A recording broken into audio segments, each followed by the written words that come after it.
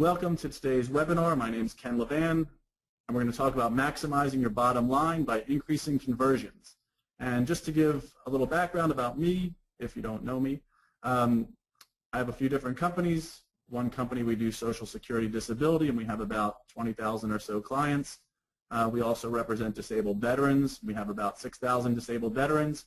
And then we also have a company called Case Ghost where we do consulting, lead generation, outsourcing, and some business coaching for any size company. Now, when we thought of today's webinar, maximize your bottom line by increasing conversions. Conversions. Now, over the past 2 years, we've all heard a ton about conversions. Conversions. We've got a funnel where we need to convert at a certain percentage. The lead comes in, we get in touch with a person, and our funnel goes down a little bit. Hopefully we're getting in touch with, say, 60 to 80% of the leads that we buy. Then we've got another funnel going down on, how many intakes we screened out of the people we contacted. Then our funnel goes down again on how many cases we want through the screening process. And then our funnel goes down again on how many retainers we get back in the door. And then finally our funnel goes all the way to the bottom with how many cases did we get to be pending cases out of all the leads and advertising methods that we've been utilizing. So that's what we first thought of for this presentation, conversions. But since we've talked so much about conversions based on leads, we thought we'd take a little bit different approach on this webinar. And of course, if anyone has any questions about conversions, the last 3 or 4 slides, we're going to go through some detailed automation and information on converting leads. But leading up to that, really we thought it might be neat to talk about converting for cases rather than converting leads. And there are so many different ways to convert for cases. And this goes into some, a little bit of marketing in kind of Ken Hardison's area. But how can we data mine for revenue? How do we determine how to select cases on practice areas that we're not even doing and just refer those out to get a referral fee back if we're a law firm? And if we're an advocacy group, how do we get that case over to our law firm, if we have a different law firm, to eventually get it out to another law firm? How do we develop qualifying questions for all the different data mining techniques that we're going to use or talk about? And then how do we create business rules within our organization to really make sure that we didn't all of a sudden just create a lot of work for a lot of different staff members and really not get anything achieved at the end of the day? I've seen that happen in my company where we tried projects before and sometimes they just never get off the ground. And we talked about that during the last webinar. Picking the right leader to manage your project is critical. So that's the same area as this particular bullet. Picking the business rules and finding the right person to manage those business rules and put them into place is key. So if you're a business owner and that's not one of your strengths, we need to make sure that you have someone in place or you utilize someone else outside your firm who can put those business processes into place for you. And then I think there's been a big transition over the last year or two with using an automated system, probably even 3 years if we're on 2011, 12, and 13, 14. And I think that automated systems are becoming more common now, and using an automated system is very important, which is a new concept that we really haven't talked about that much over the past webinars or presentations. We've talked about automated systems, but we haven't talked about the need for people to utilize one. All right, so data mining for revenue. How do you data mine? Who has time for data mining? It sounds like it's a huge project. And then what is your return on time investment for this new project of data mining? Data mining. When I think of data mining for a law practice, I think of looking through leads, cases, denied intakes, and figuring out what's the best way to categorize the data that we've already gathered for that particular person, and then figuring out a way to see if there's additional value based on the data that we've gathered or the data that we're going to gather. I also think of data mining as drip email campaigns, focused email campaigns, and proactively reaching out to your clients, because it falls within that same targeted approach that really is necessary for a successful data mining project. If we're all over the board and we don't know how to look through data, it will be an endless project, and we're probably not going to get anywhere at the end of the day. So data mining for cases needs to be a very focused approach, and I think that all of us have the potential to do that if we're in PI, mass torts, social security, employment law, really any of those different areas. I think there are a lot of cross categories and cross relationships that we can create based on the way we manage and track our data. So data mining. One of the questions we had earlier was, how much time should I spend on data mining? And really, I think it depends on who's in charge of this project within your firm or company. And then also, I think it depends on how we're generating the data and how we're searching through the data. Because if we've got great data in our database, it's going to be easy for us to find key factors that we're going to look for to push another case, to try and sign up or retain a different type of case. For example, if we're great at putting in medical conditions and the mass tort pops up on our radar, we can look for that particular case in the database.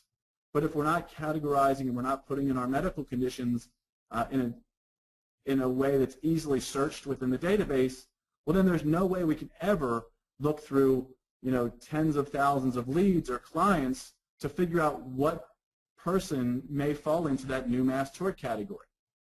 It's the same with personal injury. If we're flagging on our intake or our lead, how the person got injured, was it a slip and fall, was it an auto accident, med mal, workers' comp, did I get injured at work?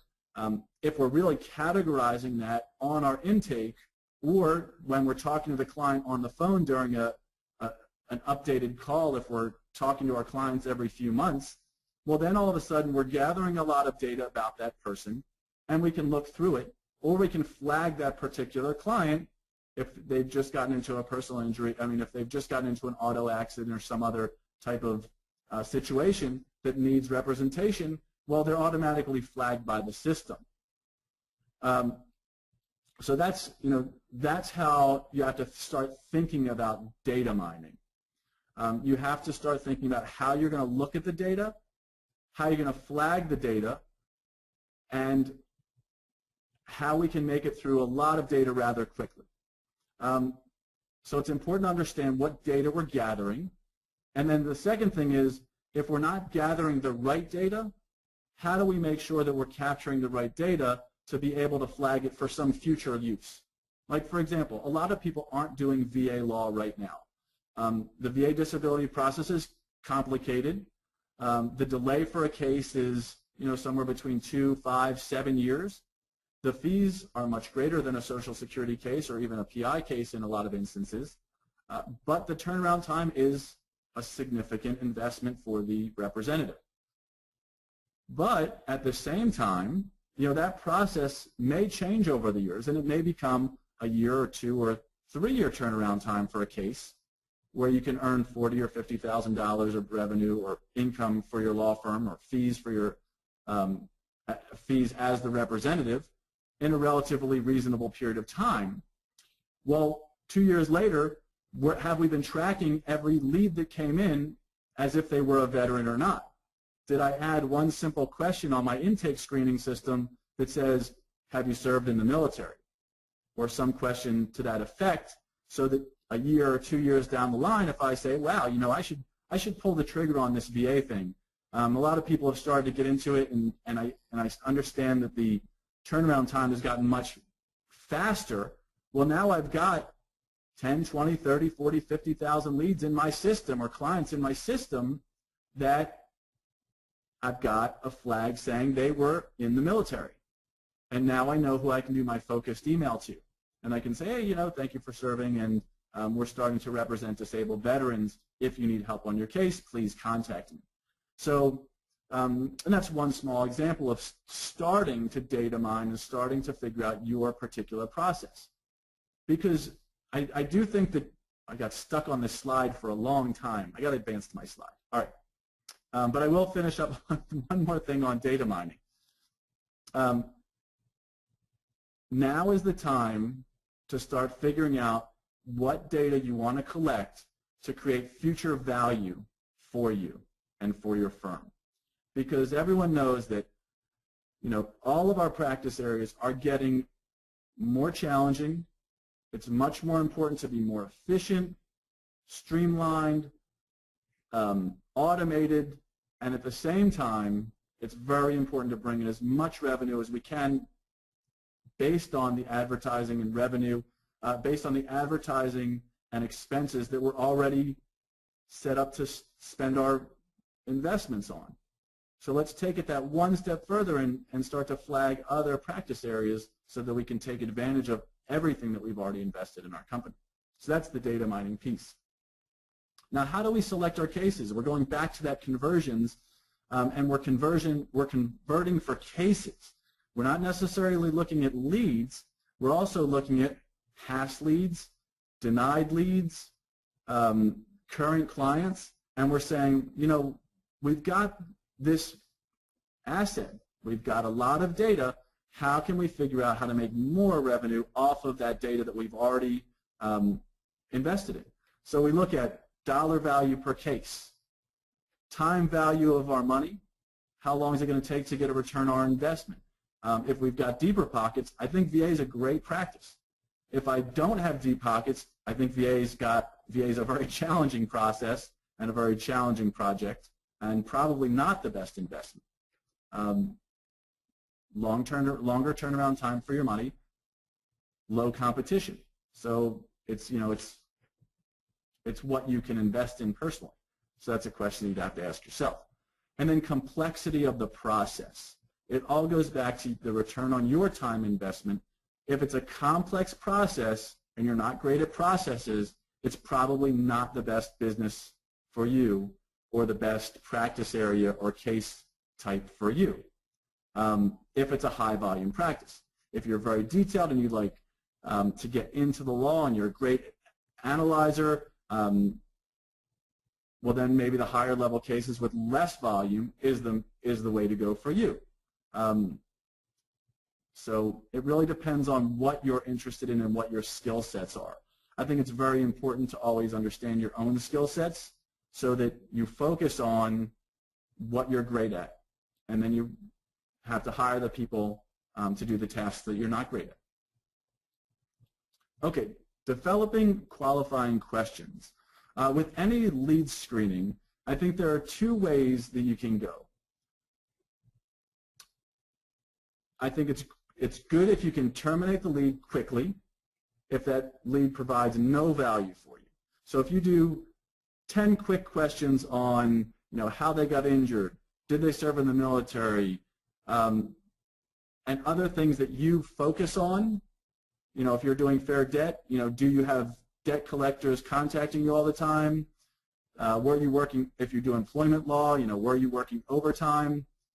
And then followed up by more questions like, were you getting paid overtime rates? And then you'd go through your fast qualifying questions to understand exactly what this intake should entail. Is it an intake that really focuses on Social Security? Is it an intake that focuses on solely on VA? Is it a combination of intakes that focus on VA, Social Security, fair debt, employment law? Does this person have 5 or 6 potential claims that you could possibly do in-house, or you may refer out to someone else and then keep a piece inside the office? So it all depends on your particular strategy to maximize converting your cases. And then once you do identify a good case type whatever that case type is, then make sure that you're gathering as much information on that initial call as possible. Because the more time, the more times you have to contact the client, I think in any practice, before you sign them up, much harder it is to actually sign them up, retain them, and then get the case going forward. So the goal is definitely gather as much information that provides you value in your case as early as possible. That way it keeps your case moving forward. Now, a sample Social Security disability module or model would be, am I ending the intake early because of age? Do I not have enough severe impairments? Am I not seeing the doctor often enough, or have I not seen the doctor recently enough? What's my work history? What's my financial status? And there are several others that are not on here, like jail time, drugs, alcohol. There are a lot of different things that may go into your questionnaire, but whatever you develop as your questionnaire to screen for your clients, whether it's using someone else's system, using your own proprietary system, or using a canned system, the important part is to make everything as uniform as possible. Because the more leads that come in your door, whether it's organic, television, internet leads, the more that come in, the more challenging it is for everyone to ask the same questions, to make the same determination on the intake, whether it's accepted or denied, and to move forward on the case.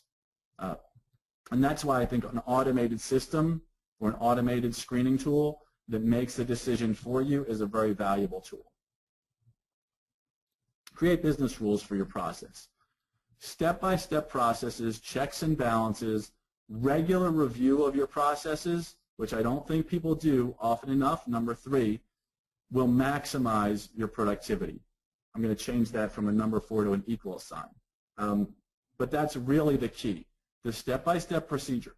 Do I, as the owner, do I know every step that's taking place within a certain process? And we might have 50 or 100 or 200 processes within our company, within our systems. Do I know each step, or does my manager who's really in the trenches understand each step of the process? Because if I've got a 3 or 4 or 5 step process and I can knock out 2 of those processes, I'm going to be much more efficient. Checks and balances. I mean, this is critical with accepting cases. And I think PI guys are, the guys who have been doing it for a long time, and the guys who do high volume, a lot of those guys, from what I've seen, do a great check and balance. They figure out how much the case is worth when it comes in the door. They put it into their categories, what type of case it is, what the investment's going to be, and it's a different type of tracking than a Social Security case, where we kind of all historically have just lumped them into a pile, maybe ranked them, but for the most part, a case that you're doing for Social Security or a VA case, you're just moving forward. VA is a little different. You might rank them into A, B, C, D, or 1, 2, 3, 4 groups based on value or time that it's going to take for a case, but it's very different than Social Security. So checks and balances. What I'm talking about is making sure that you're bringing the right cases in your door, because if you have 1,000 cases that are not valuable cases, or you're just not going to win more than 5 or 10% of those cases, you're probably not going to make money off of them. So the checks and balances when you're bringing cases in the door, it's critical. I can't say enough about number 2, figuring out the right cases to bring in the door, especially in this day and age, in all of our practice areas. Regularly reviewing our processes. I talk about this all the time, and one day we're going to have to do a specific webinar on processes, but I think it's very important every quarter or semi-annually to review as many processes as you can, because once everyone gets into the routine of a process, I've seen businesses where they do not review their processes for years, if ever. And then, with the technology changes and the systems that are available out there, just some basic updating of your processes can save you an employee, 2, 3. If you've got 30 employees, it probably can save you 5 employees by now, which is at least $200,000 plus overhead. you know what, by the time you add in benefits, taxes, and all the bells and whistles that the employees get nowadays. So reviewing procedures is critical. And then when you put all those together, we're going to maximize our productivity. We're going to make sure our staff is acting appropriately, diligently, and we're going to succeed. Okay. Business rules. Oh, I forgot to mention, every webinar we do 3 takeaways. 3 takeaways, count them. The first takeaway, can anyone remember the first takeaway? I hope so. Data mining. We have to figure out data mining. I think everyone on this call, based on the specifications of the forms that everyone completed, $100,000, $200,000 net revenue from data mining based on your company sizes, at least most of them. It's a freebie if you can figure it out the right way. Business rules, another takeaway that's huge for this call. I think everyone can, if they really work on their business rules and their processes, if you've got 30+ employees, easily you can save 5, 6 employees. And it doesn't mean you have to fire them. It just means through attrition, you just don't replace them if you don't like to let go of people.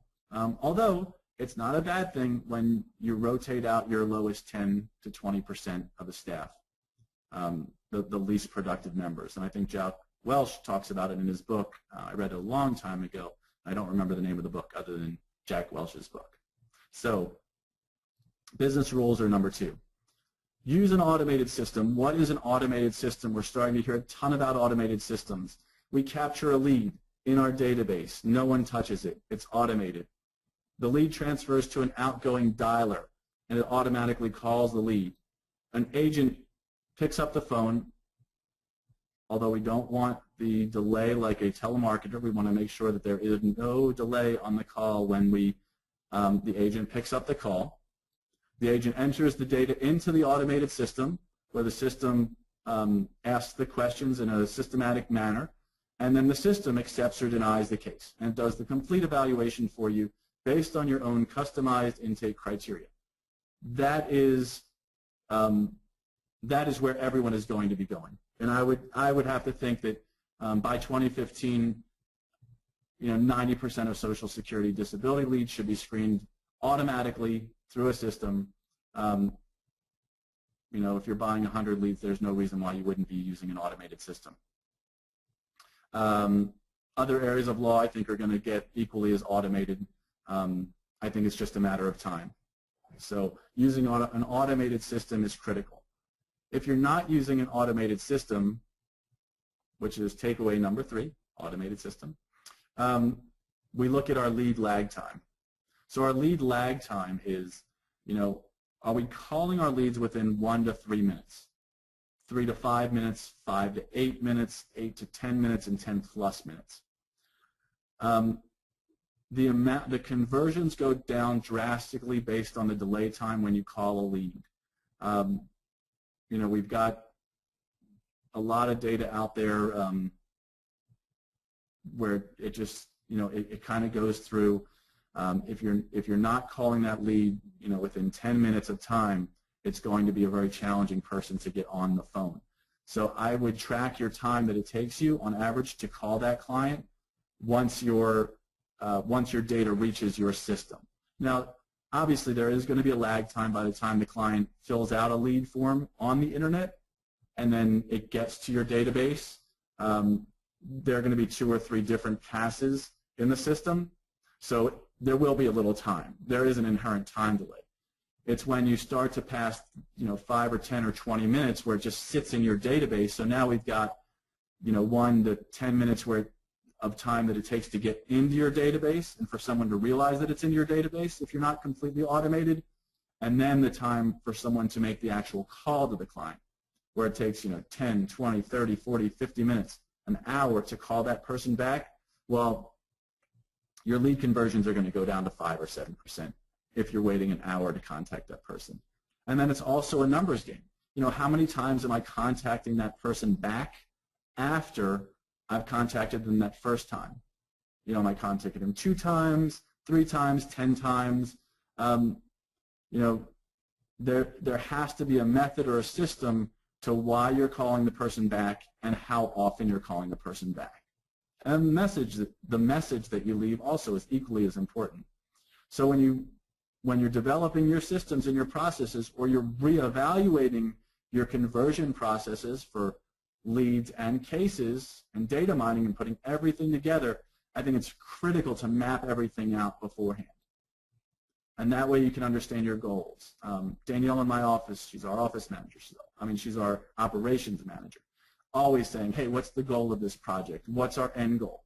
How many people on this call have an end goal? How many people don't have an end goal? How many people have a goal for their conversions or their case developers? Everything in the office should have targets and goals. What's our turnaround time for converting a lead or contacting a lead the first time? How many times do we want to contact that lead moving forward? Do I want to call them 10 times the first day and really piss them off? Or do I call them 2 or 3 times the first day and then wait a day or two? Or do I call them a couple times the first day, then I follow it up the next day, the next day, and the next day, and then give them a break for 5 days? So everyone has to have their own strategy. Everyone has to test out what works for them in their particular market. But regardless, the more you can systemize, the more routine you can make it for your entire team, the better success you're going to have. Just pick the right system. Okay, automated system. Uniform training. Now, uniform training, I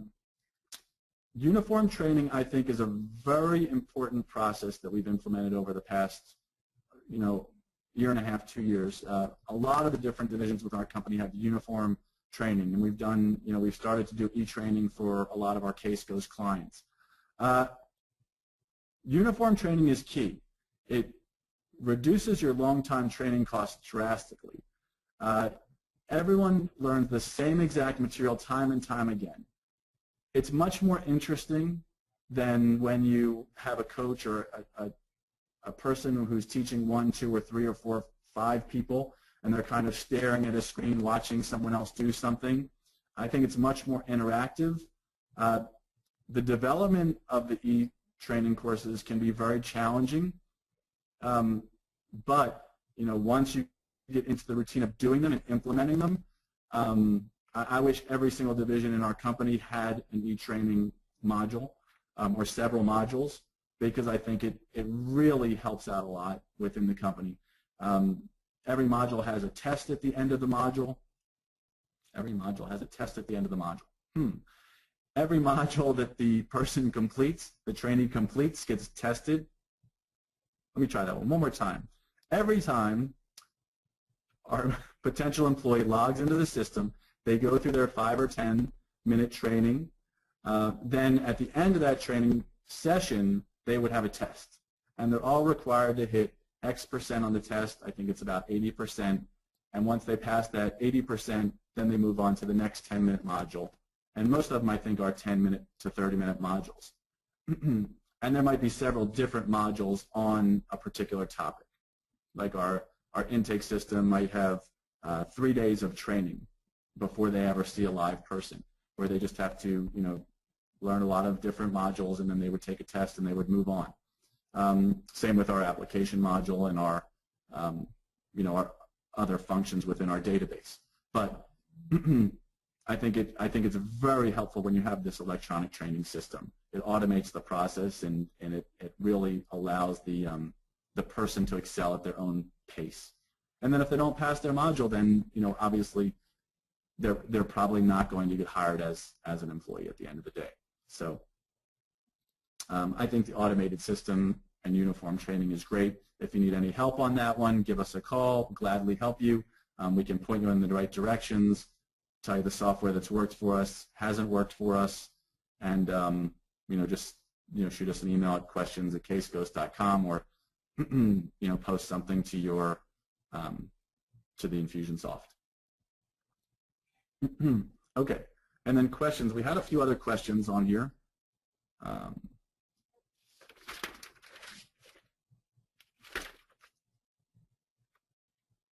They're all a lot. It's funny. They're all a lot of automation questions. We have the question, what program works the best to automate my training? That one, send us an email if you're interested. We'll definitely get you some information on that. If you need some tips, like I said, we can help you with that. If you want us to do it for you, we can do it. What equipment do you recommend to create your automated system?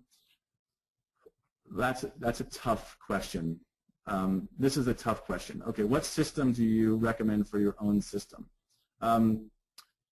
The lead capturing database is usually a custom system, and we have our own custom system for Case Ghost, and our clients get to use it. We're in the process of developing a licensing plan for our lead capturing system. Our automatic dialer, our dialer is called Noble Dialer, N-O-B-L-E.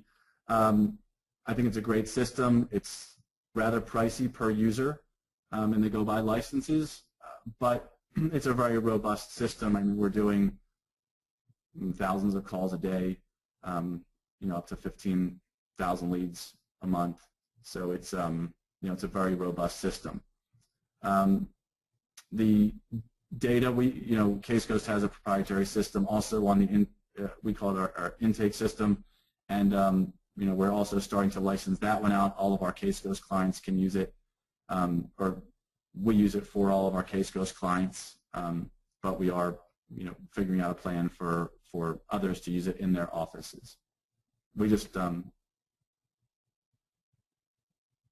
we haven't figured out the exact plan yet, but over the next month or so we should be rolling that out.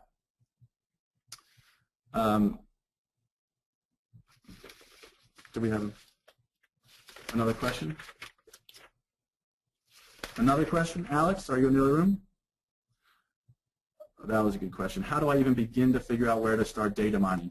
For data mining, I would start out slow, for sure. I would figure out some key fields to see if I'm tracking them already. If I'm not tracking them, I would slowly add them to my database. I wouldn't do some huge data push to try and start looking through everything. I would figure out a detailed plan. If my data is good in my database, then I might start doing some searches and test it out to see, if I've got a bunch of auto accident type cases, should I call them? If I'm not data mining my Social Security cases and cross-marketing my other practice areas, that is definitely an area I would focus on. If you're buying Social Security leads and you're not marketing your PI business, that's an easy switch. Same with your PI and you already have a Social Security business. If it makes sense to you, then that's an easy way to move forward on that.